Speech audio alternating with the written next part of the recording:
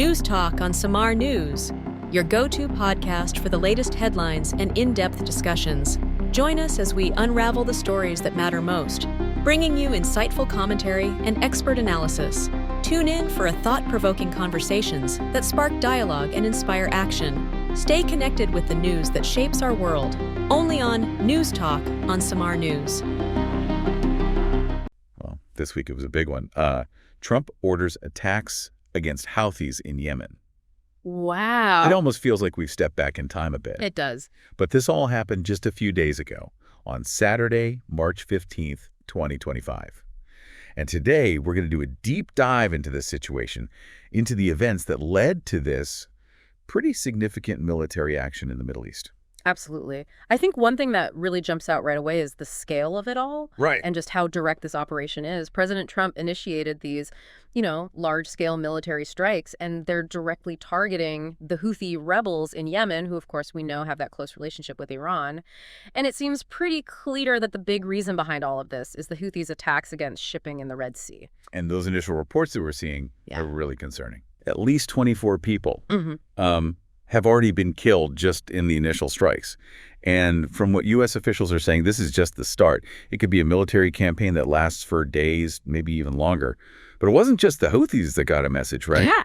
Trump's warning to Iran. That was very clear. Oh, yeah. No, he was very clear about that. Trump spoke directly to Iran. They're the main backers of the Houthis. And he demanded that they stop supporting them right now. Yeah. And the language he used was pretty strong. It was. He made it very clear that any kind of threat from Iran would mean, and I quote, full accountability. Right. And he even added in a remark something about not being nice about it. Yeah, very pointed. So it really highlights, the bigger picture here, the strategic implications and how the actions of the Houthis are directly linked to Iran's influence in the region. It definitely raises the stakes. It does. And, this isn't just some, small event. This is being called the biggest U.S. military operation in the Middle East since President Trump came back into office in January. Wow. And it's all happening while there's this backdrop of increased sanctions on Iran, plus there's those diplomatic efforts, even though they seem to have stalled, to deal with their nuclear program. Yeah. And then there was, of course, that very direct message, that message on Truth Social. Right. That communication from President Trump to the Houthis was something else. Yeah, I saw that. He said, and I quote, "Your time is up, and your attacks must stop starting today. If they don't, hell will rain down upon you like nothing you have ever seen before." Wow. So, he wasn't mincing words there. Not at all. A very clear message about what the administration wants to do and how serious this whole situation is. Okay, but let's talk about the immediate aftermath now. Okay. What about the human cost? There are reports coming in about casualties, and sadly, it seems civilians are among them. Sadly, yes, that is the case. According to the Houthi-run health ministry, it's still early, but initial reports suggest at least 13 civilians lost their lives, and 9 others were injured in the U.S. strikes on Sana'a, the capital of Yemen. That's awful. It is. And it wasn't limited to just Sana'a. Right. Al Masirah TV, they're also affiliated with the Houthis. They reported that at least 11 more people were killed in the Sada province in the north. Gosh. Tragically, 4 children and 1 woman were among those killed, and 14 more people were hurt. These numbers, they're deeply concerning. Absolutely devastating. Yeah. And of course, the Houthis have reacted very strongly. Of course. Their political bureau has already come out and called these attacks a war crime. Yeah, that's their immediate response, their public response. Right. And it's pretty typical, of how groups often react when there's a military action that they see as an attack on their people or territory. Their statement also included a vow to, quote, respond to escalation with escalation. So that definitely raises the possibility of a longer conflict, something that could spread and affect the whole region. In a worrying thought. And, we're even hearing from people on the ground. Yeah. Abdullah Yahia, he lives in Sana'a, described the explosions. Oh, wow. He said they were so violent, just incredibly violent. Wow. He said it felt like an earthquake. The whole neighborhood shook. Mm-hmm. And it caused a lot of fear, especially among the children and women. Oh, that's just awful. Hearing these personal stories really brings home the real human impact of what's happening. It really does. And I think it's worth pointing out, the specific places that were hit in these strikes, they might be more important than we realize. Oh, okay. Like there's a report that a power station in Daishan was hit, and that caused a power outage. Okay. And that's interesting because Daishan, it's in the Saada province, is known as a place where Abdul Malik al-Houthi, the Houthi leader, often meets with people. Really? So targeting that place, it could mean that they're not just trying to disrupt important infrastructure. Right. They might also be trying to disrupt the group's leadership, and their communication networks. Interesting. So I think a lot of people listening probably have a general idea of who the Houthis are. Yeah.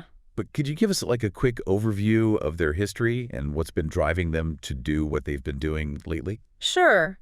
The Houthis, well, they're an armed movement that's gradually taken control over a large part of Yemen over the past decade. More recently, though, they've been focusing on attacking ships off the coast of Yemen. Right. These attacks, well, they started back in November 2023, and it hasn't just been a few isolated incidents. We're talking about a whole lot of attacks. Yeah. And they've really disrupted global trade big time. Yeah. And that disruption, it comes at a price, Yeah. right? Both in terms of the actual cost of things, but also for the U.S. military. Yeah, absolutely. They've been actively trying to stop these attacks. Right. And the Pentagon spokesperson actually gave us some pretty big numbers, didn't they? They did, yeah. According to them, the Houthis have launched 174 attacks on U.S. warships and 145 attacks against commercial vessels since 2023.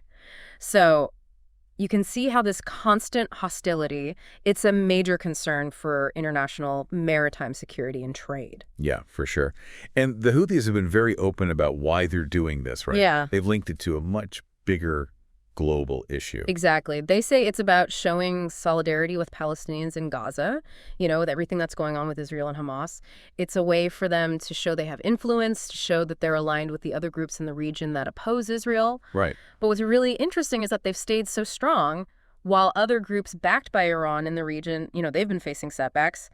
The Houthis haven't. Huh. They still have a lot of power. They can still go on the offensive. Yeah. And that might be because they control so much territory within Yemen. Or maybe their command structure is more decentralized, more spread out. Okay. But whatever the reason, they're still a force to be reckoned with. And their attacks, they've had a huge impact on global shipping, right? Absolutely. And it's not just about the military trying to intercept them. That's expensive, sure. But it's also about the direct impact on the ships themselves, on the people who work on those ships. Right. It's been tragic. I mean, the Houthis' attacks, they've sunk 2 ships. Oh, wow. They've captured another one, and at least 4 sailors have been killed. So because of all this, a lot of the big shipping companies, well, they've had to change their routes. Oh, wow. They're going around southern Africa now, and that adds a lot of time. It makes things a lot more expensive to move goods around the world. Let's turn our attention now to how the U.S. is responding to all of this. Mm-hmm.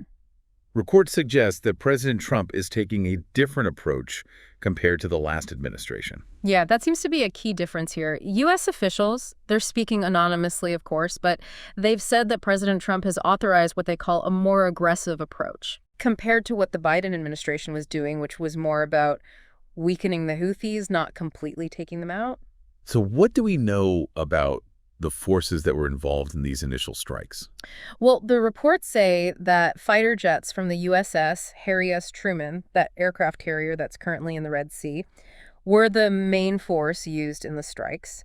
And U.S. Central Command, they're the ones who oversee military operations in the Middle East, they've said that these first strikes, they're just the start of a, and I quote, large-scale operation across Yemen. Okay, so big operation. And the statements coming from the U.S. side?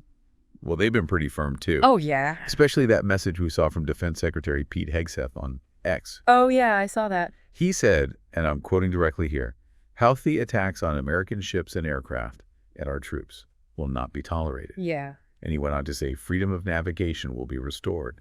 Wow. That's a very clear message, a message about where the U.S. administration stands on this and what they consider unacceptable. It is. And President Trump himself has made similar strong statements, promising to use, and I quote, "overwhelming lethal force until they achieve their goals." Wow. Okay, so what about international reactions? I mean, how has Iran responded to all of this? Oh, as you'd expect, they have responded. Yeah.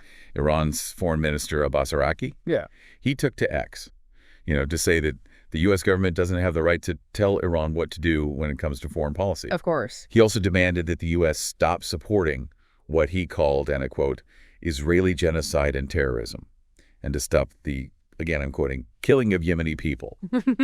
But one interesting thing is that so far, at least initially, there hasn't been any official response from Iran's mission to the United Nations. Oh, that's interesting. Yeah, it is. It's important to remember the sequence of events that led up to these strikes. Right. This wasn't completely out of the blue, was it? No, not really. There were definitely things that happened before this that probably played a role in things escalating. Yeah.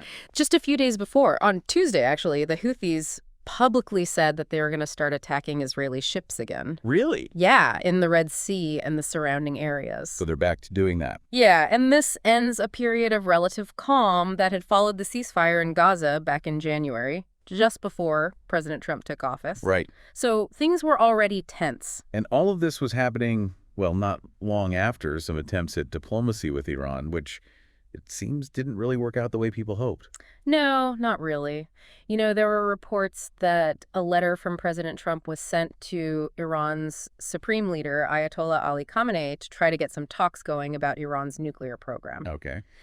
But then, just a day before the Houthis made their announcement, Khamenei publicly rejected the idea of talks. So that probably didn't help the situation. No, probably not. It likely added to the tension in the region. And it's also worth mentioning that Iran itself, well, they've been dealing with some internal pressures. Oh, that's right. Iranian officials have said that the government is getting more and more worried about the public. Right. People are unhappy about the economy, how things are going. Of course. And they're worried that this could lead to big protests.